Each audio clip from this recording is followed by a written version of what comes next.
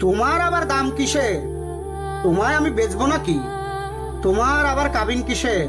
তোমায় আমি ছাড়ছি নাকি? পকেট মানি খরচা কিসের? যা চাও তাই দিচ্ছি নাকি?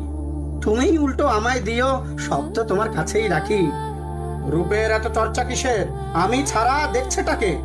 বয়স বাড়বে, রূপ কমবে, এ সত্যটা মানছে নাকি?